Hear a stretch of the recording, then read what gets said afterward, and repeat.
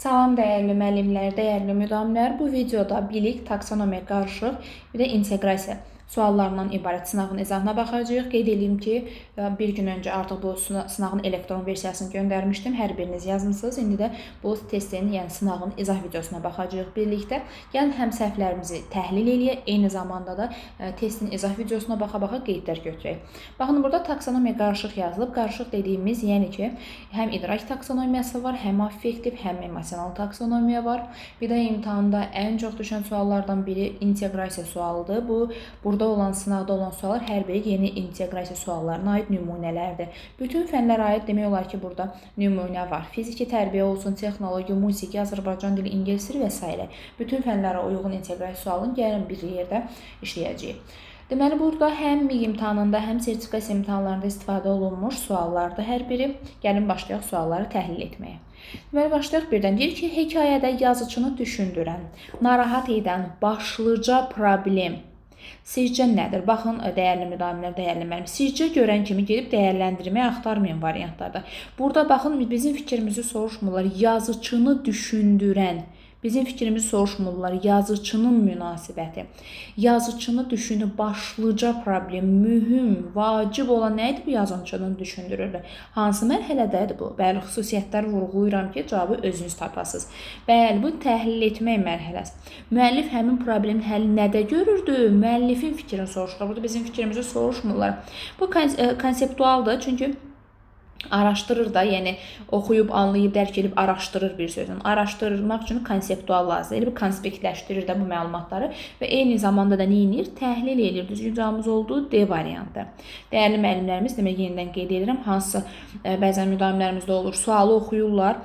Sizcə görən kimi gedib dəyərləndirmə götürürsünüz. Xeyr, burada cümlənin mahiyyəti tamamilə fərqlidir. Düzgün cavabımız olduğu D variantı. Baxaq ikinci suala. Deyir, əsərdəki bədii təsvir və ifadə vasitələrinin altından xətt çəkin. Tutaq ki, sizə bir nümunə deyim. Bura bir cümlə yazmışam. Baxın, buradan buraya qədər bir cümlə yazmışam. Mən sizə deyirəm ki, burada sinonimin altından xətt çəkin və yaxud da elə sualın şərtindəki bədii təsvir və ifadə vasitəsinin altından xətt çəkin. Gərək mən bunu anlayım, başa düşüm ki, altından da xətt çəkin. Məsələn, cümlədə hər hansı bir sözlərdən ibarət cümlədir də, yəni müəyyən sözlərdən ibarət. Siz onun altından xətt çəkirsiniz, əzbərləyib gəlməmisiniz ki, o sözü.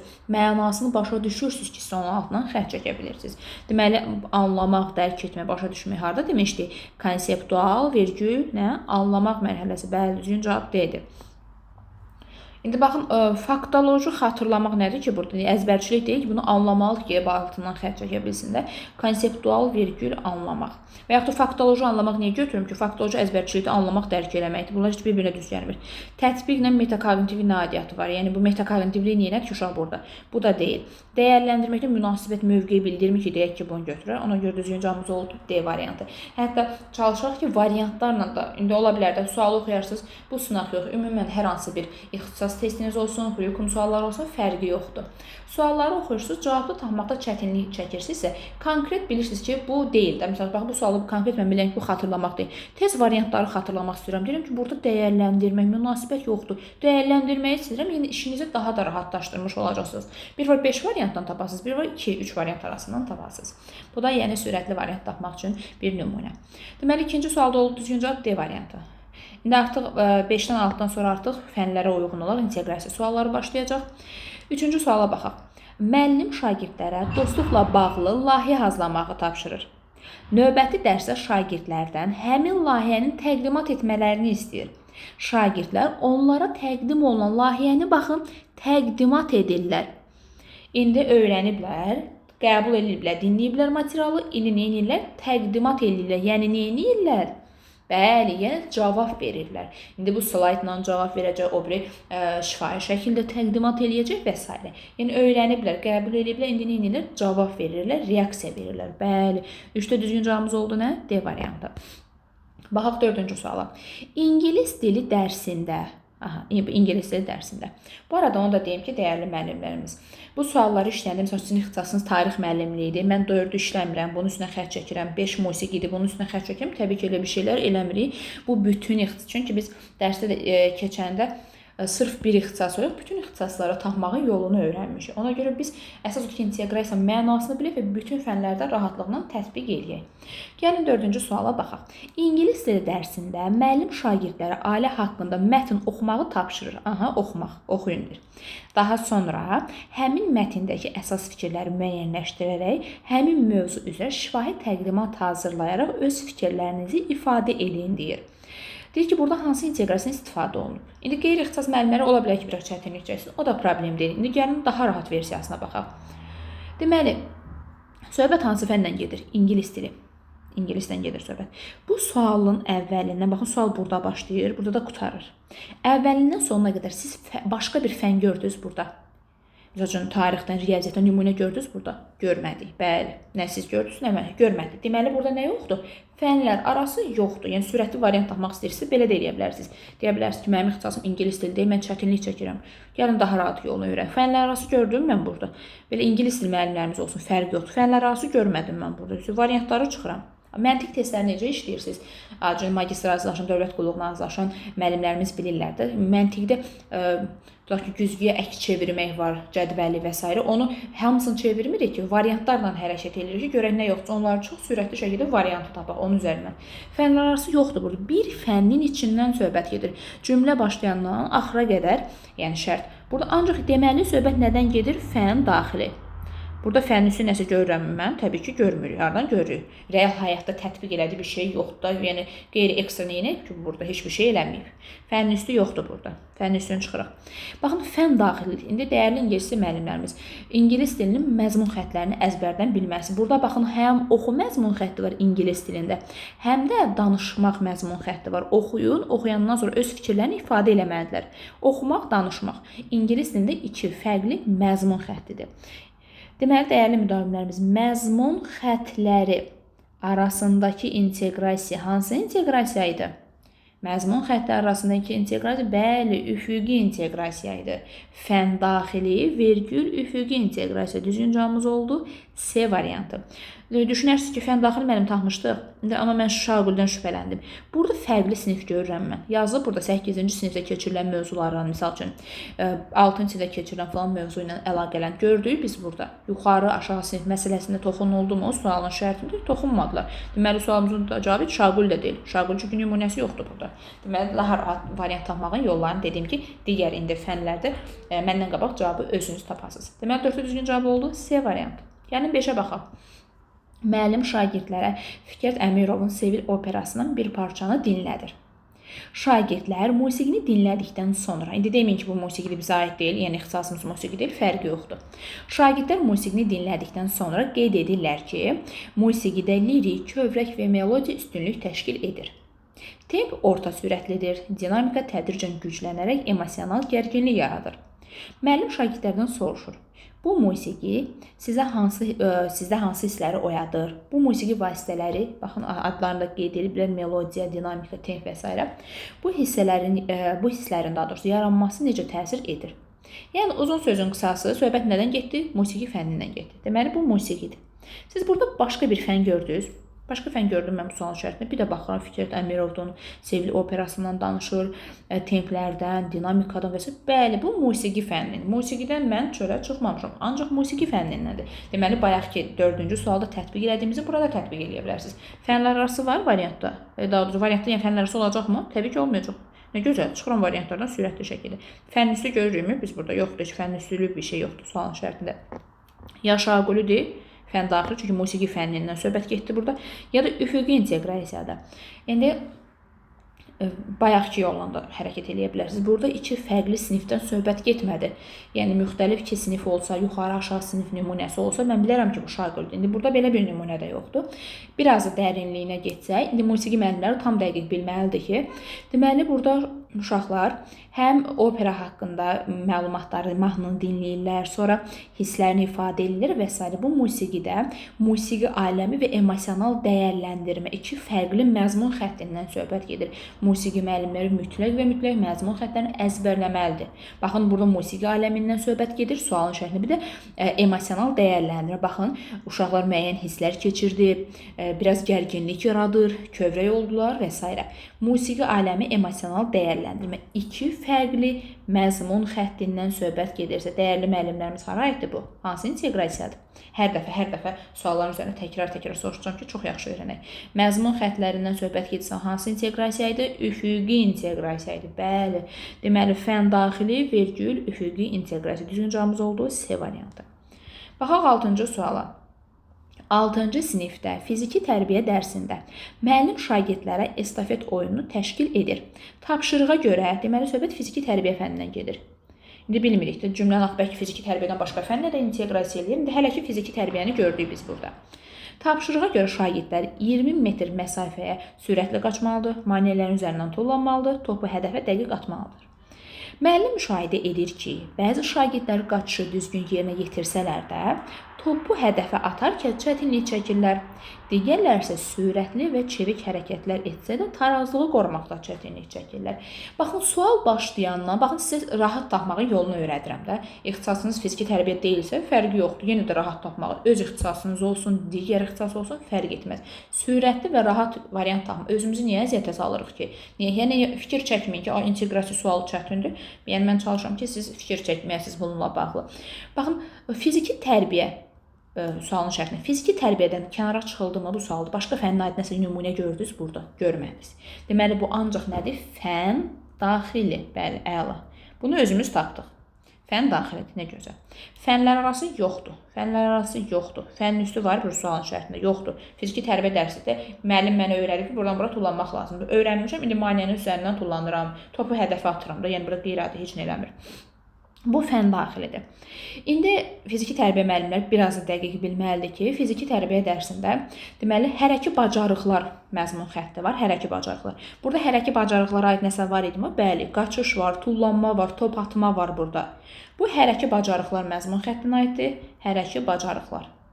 Bu fiziki tərbiyyənin məzmun xəttlərindən biri hərəki bacarıqlar məzmun xəttidir. Sonra digər məzmun xətt isə hərəki qabiliyyətlərdir. Baxın, burada sürətdən söhbət gedir. Bəziləri sürətli qaçır, çevik qaçır və s. Sürətdir, çeviklilikdir. Bunlar isə hərəki qabiliyyətlər məzmun xəttinə aiddir. Hərəki qabiliyyətlər. Deməli, iki fərqli məzmun xəttindən, bəziləri tarazlıq, fiziki keyfiyyətlərdən və s. söhbət gedir. Deməli, iki fərqli məzmun xəttindən söhbət gedirsə, dəyərli müəllimlərimiz hansı inteqrasiya, iki fərqli məzmun xəttləri arasındakı əlaqə hansı inteqrasiyadır? Bəli, üfüqi inteqrasiyadır. Gördünüz, artıq fərqli fənn olsa da biz bunu rahat şəkildə tapa bilirik artıq. Çünki burada iki fərqli sinifdən söhbət getmədi ki, iki fərqli sinifdən söhbət getsəydi, ürək rahatlığına şagirdi götürə bilərdiniz. Burada iki sinifdən söhbət heç getməyib. Deməli, düzgün cavabımız oldu C variantı. Baxaq 7-ci suala. Şagirdlərdən bir çoxu musiqilərdən, şəkillərdən istifadə edərək, baxın, şəkil, musiqi var, üstəgəl şəkil var, nə bilim, səs effektləri var, o var, bu var. Bunlardan istifadə eləyərək video çarx hazırlayır, video slayd hazırlayır. Bir və ya birdən çox hərəkəti birləşdirməkdə. Hansı mərhələdə demişdik affektivdə? Bəli, bir və ya birdən çox hərəkəti birləşdirir, ərsəyə nəsə iş çıxardır. Video slayd düzəldib, bir və ya birdən çox hərəkəti birləşdirdim, nəsə düzəltdim. Misal üçün, taxtaları birləşdirdim, lakladım, kleylədim, mücrü, qab düzəltdim bir dənə. Olur nə? Artikulyasiya mərhələsi, bəli.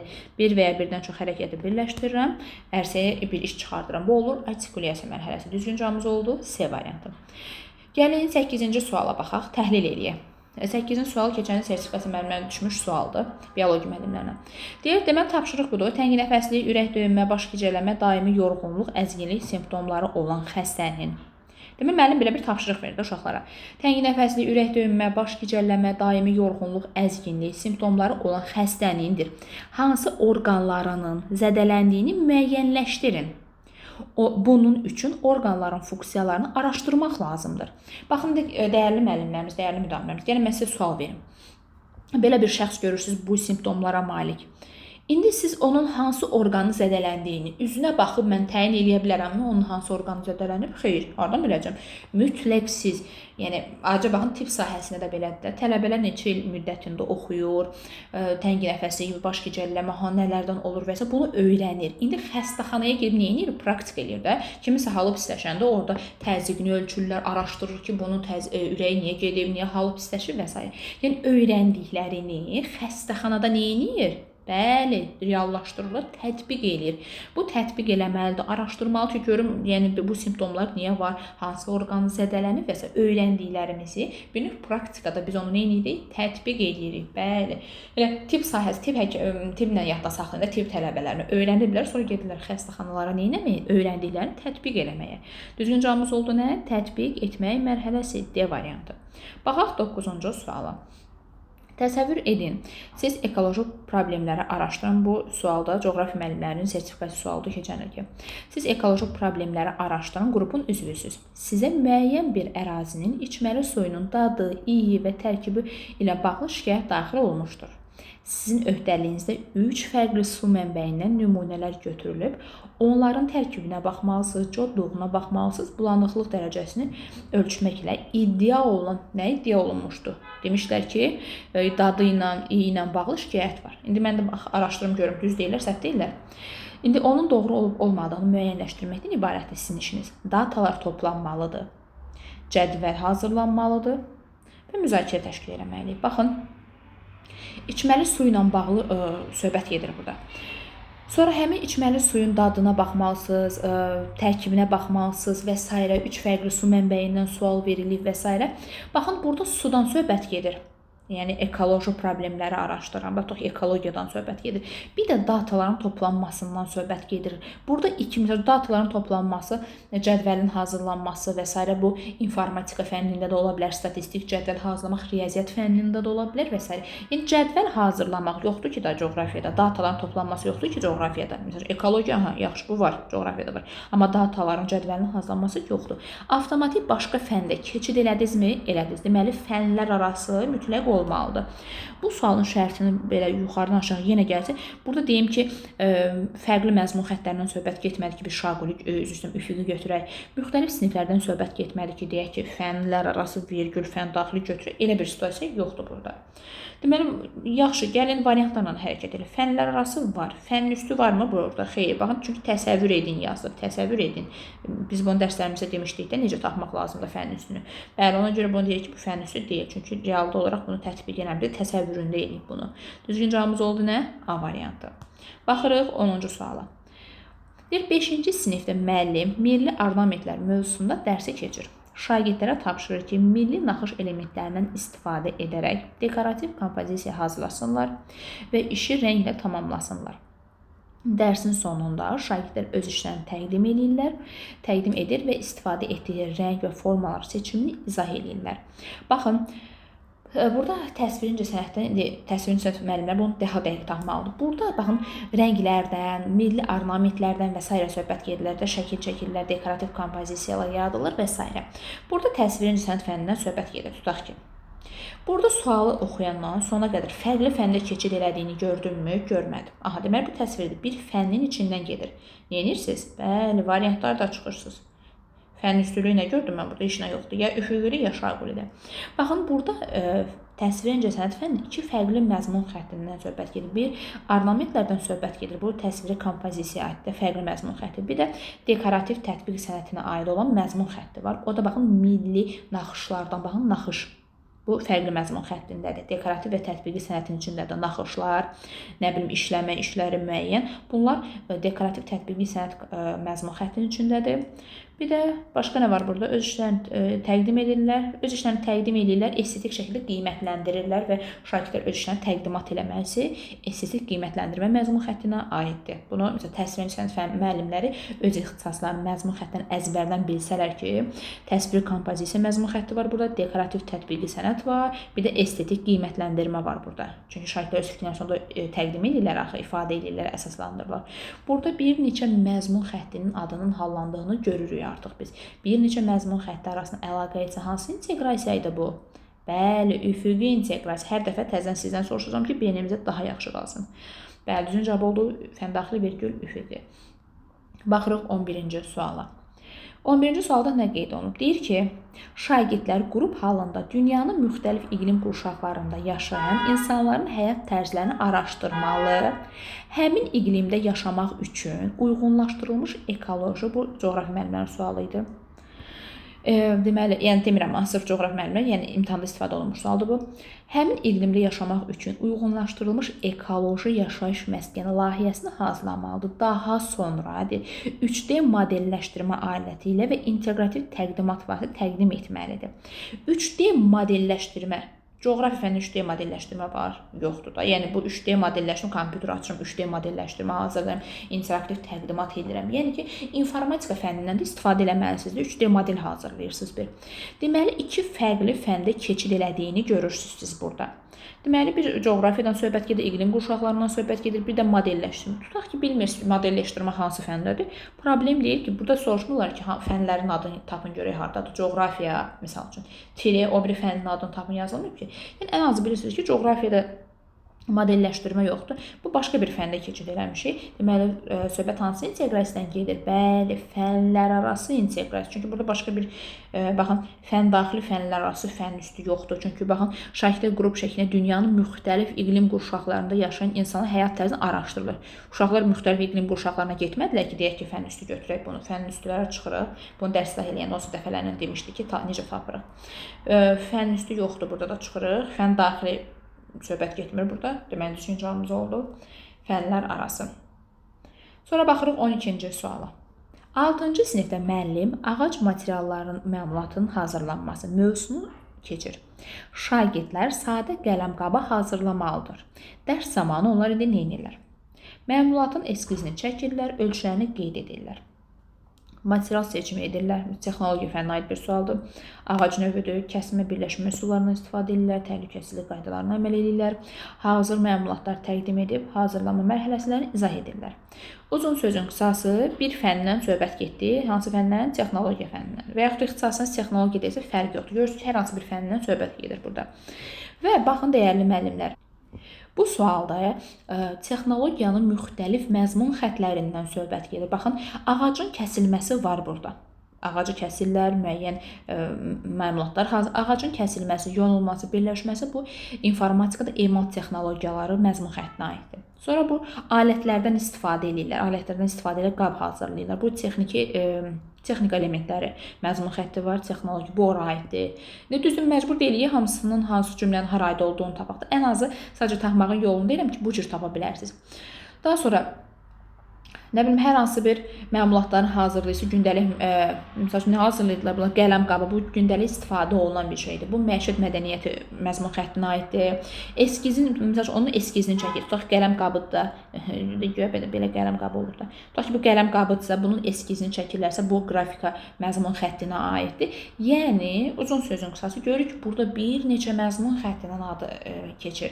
Müxtəlif məzmun xəttləri arasındakı əlaqə hansı inteqrasiyadır, dəyərli müdavimlərimiz, özünüz tapın məndən öncə. Bəli, fən daxili, vergül, üfüqi inteqrasiya. Bəli, düzgün cavabımız oldu. Y variantı. Deməli, bu neçənci sual idi? Onda burada 13 yazılmalıdır. Deməli, 12-də düzgün cavabımız oldu. Nə? Y variantı. Baxırıq 13-cü suala. Deyir ki, 8-ci sinifdə şagirdlər aşağıdakı məsələ verilir. Bir diz bucaqlının uzunluğu x üstə gəlir 3 cm-dir, eni isə x-1 cm-dir. Düz bucaqlının sahəsini ifadə şəklində tapın, perimetr ifadə şəklində yazın. Daha sonra sahəsi 48 cm² olarsa x-in qiymətini tapın. Düz bucaqlının tərəflərini hesablayın. Əgər belə ölçüdə 5 düz bucaqlı düzəldilərsə ümumi sahəni tapın. Yəni, uzun sözün qısası, sualın şərtini oxudunuz. Baxın, cümlə buradan başlayır, ta bura qədər. Siz burada riyaziyyat fənnindən başqa bir nəsə nümunə gördünüzmü? Görmədiniz. Riyaziyyat fənnindən söhbət gedir. Ancaq riyaziyyatdan yazıq sualda riyaziyyatdan çölə çıxmayıb. Düz bucaqlı hesabla, perimetr hesabla, kvadratı belədir, sahəni tapın və s. Söhbət riyaziyyatdan gedir. Riyaziyyat. Deməli, riyaziyyatdan söhbət gedirsə, fənlər arasını çıxıram, variantları çıxırıq. Fənlər arasını çıxırıq. Deməli, burada fənlər arası yoxdur, elə bir riyaziyyatın özündən söhbət gedir. Baxın, burada ifadələrin qurulmasından söhbət gedir. Bu, cəbirli funksiyalara aiddir. Sahəni tapın deyir. Sonra bunların şərtin bir də perimetr də var idi. Nəsə düz bucaqlı, nəsə perimetr söhbət. Baxın, 2-də. Burada perimetri tapmaq var, sahəni tapmaq var. Bu həndəsə məzmun xəttinə aiddir. Sonra hesablama aparmalıdır. Hesablayındır, həll eləyindir. Baxın burada. Hesablama məzmun xətti hansı məzmun xəttinə aiddir? Riyaziyyat müəllimləri bunu dəqiq bilməlidir. Ədədlər əməllərə aiddir. Çünki hesablama oradadır. Uzunluqdur, sahə vahidlərdir. O da ölçmələr məzmun xəttinə aiddir. Demək olar ki, sualda bir çox məzmun xəttindən istifadə olunur riyaziyyat fənnində. Deməli, müxtəlif məzmun xəttləri arasındakı inteqrasiya hansı inteqrasiyadır? Bəli, fən daxili üfüqi inteqrasiya. Düzgün cavabımız oldu Y variantı. Burada baxın, 8-ci sinifdir. Baxın, hətta belə də yadda saxlayın. Baxın, burada bir sinifdən söhbət gedir. Bir sinifin daxilində idi. O, yəni ikinci adı da sinif daxili idi. Nəyin ikinci adı sinif daxili idi? Bəli, üfüqi inteqrasiyanın. Deməli, düzgün cavabımız oldu Y variantı. 14-ə baxırıq. Deməli, 7-ci sinifdə əhali artımı və diaqramlar mövzusu keçirilir. Coğrafiya dərsində şagirdlər Azərbaycanda son 5 ildə əhalinin sayının statistik dəyişməsi haqqında məlumat əldə edirlər. Bu sualı baxın təhlil edəndə söhbət baxın coğrafiyadan gedir, əhalidən gedir və son 5 ildə olan əhalinin statistik dəyişməsini hesablamalısınız. Bir statistik cədvəl hazırlamalısınız ki, yəni 5 il müddətində əhalinin sayı necə dəyişib. Yəni statistikadır. Bu statistikayı hesablamaq lazımdır.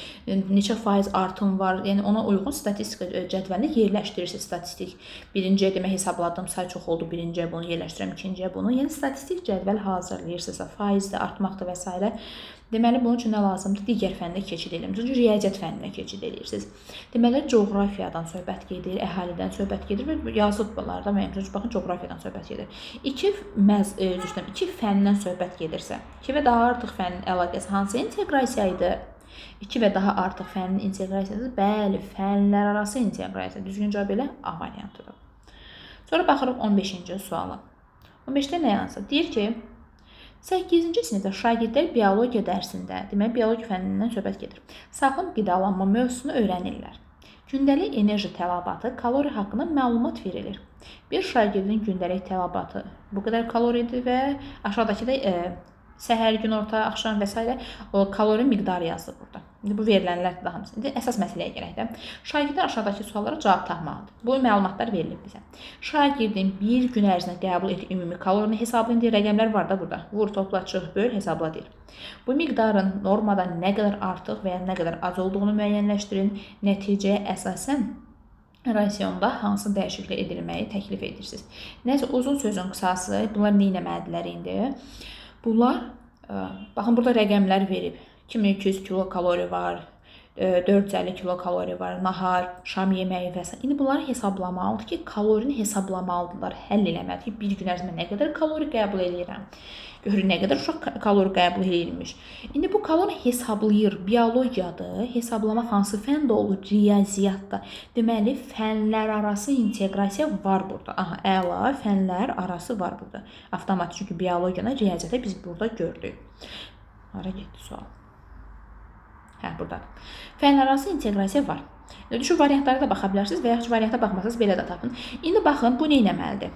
Ümumi, necə deyim, dəyərimiz, kilokalorimiz 2200 kilokaloridir. İndi bu səhər bu qədərdir, nahar bu qədərdir və s. Bunları da həll edir, hesablayır. Yəni, öyrəndiklərimizi nə edirik? Tətbiq edirik, tətbiq.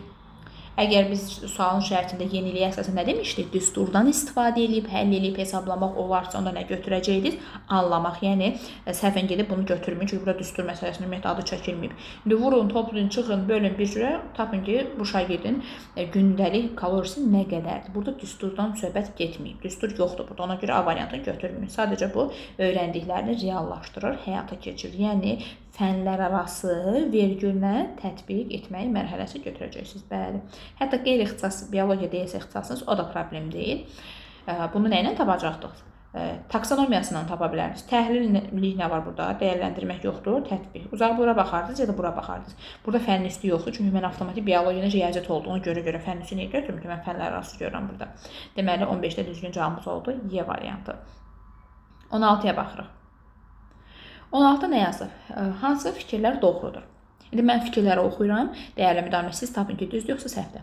Qədim dövrlərdə insanların məişətinin nədən ibarət olduğunu bilmək spesifik biliyə aiddir. Mən sizə sual verirəm ki, qədim dövrdə insanların məişəti nədən ibarətdir? Siz başlayırsınız o haqqda nə bilirsinizsə məlumat verməyə. Bəli, bu hansı bilikdir? Spesifik bilikdir. Bu doğrudur. Biri götürəcəksiniz. Deməli, biri götürək. İxtiyologiyanın nədən bəhs etdiyini bilmək. Məsəl üçün, mən ixtiyologiyanın nədən bəhs etdiyini bilmək üçün biologiya kitabının üstünü açmalıyam ki, mən bilim də. Yoxsa hardan biləcəm? Bu dəqiq məlumatdır. Bu faktoloji bilikdir. Bəli. Məntiqlə tapmayacağam ki, dəqiq faktdır bu kitabda yazılıb. Ki, biologiyada tutaq ki, balıqlardan bəhs edən elmdir və s. Yəni, bu dəqiq məlumatdır.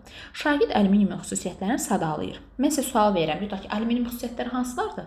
Və yaxud hər hansı bir digər elementin xüsusiyyətləri hansılardır? Yəni, o xüsusiyyətləri haqqında danışmaq, bunu da dərsdə dəfələrlə vurğulamışıq ki, xüsusiyyətlər haqqında məlumat vermək hansı bilikdir? Spesifik bilikdir. 3 də düzdür. Nə gözəl, hamısı düz gəlir ard-arda. Deməli, daha sonra tərəfləri 5 sm və 8 sm olan trapeziyanın ən böyük bucağını tapın. Nə gözəl, indi vur, topla, 5-i vururam 8-ə, böldüm 2-yə, vurdum haşa, indi düsturu özümdən kəşf elədim. Ümumiyyətlə də, yəni vurdum, topladım, çıxdım, böldüm, hesablayıram. Bu faktoloji nə olsun ki? Yəni, əzbərçi nə var ki burada? Bu proseduraldır, faktoloji bilik deyil. Deməli, 4 səhvdir. 1, 2, 3 düzdür. Görürsünüzmü? Dəyərli müdahimlər 1, 2, 3-ün görüb sevinib bu variantı götürməyin. 4-ü özümdə bilərəkdən bu C variantı yanına yazmışam. 1, 2, 3 düzgün cavab olacaq Y variantı. Daha sonra 17-ci suala baxırıq. Azərbaycan tarixi dövrlərindən biri haqqında məlumat var. Qafqaz Albaniyasından ərazisi təxminən 70.000 kvadrat kilometr olub. Bu ərazinin 40% dağlıq, qalanı düzənlik olub. Dağlıq ərazi sahəsi neçə kvadrat kilometrdir?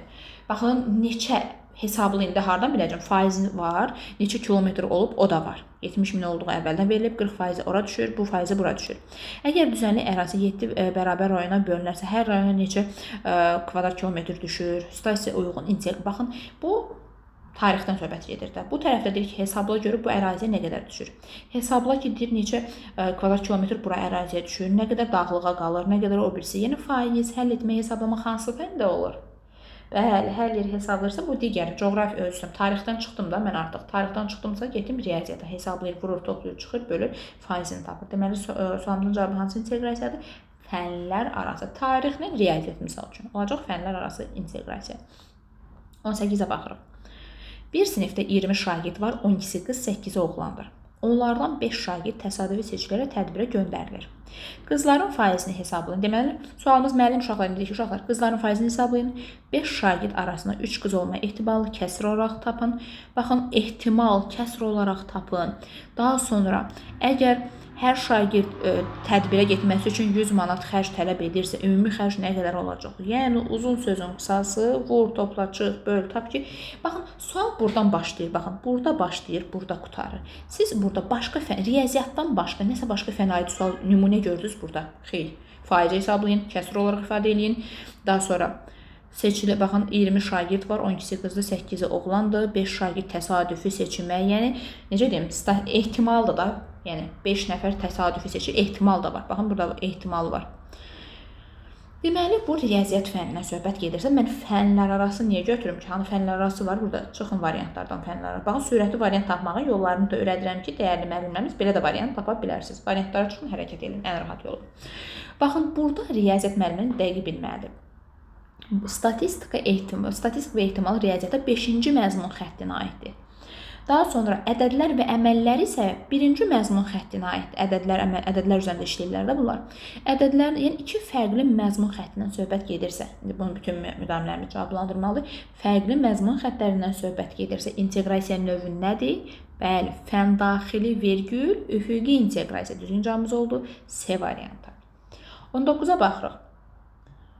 19-da nə yazır? Bir bağ sahəsi düzbucaqlı formadadır. Uzunluğu 12-dir, eni 8-dir və s.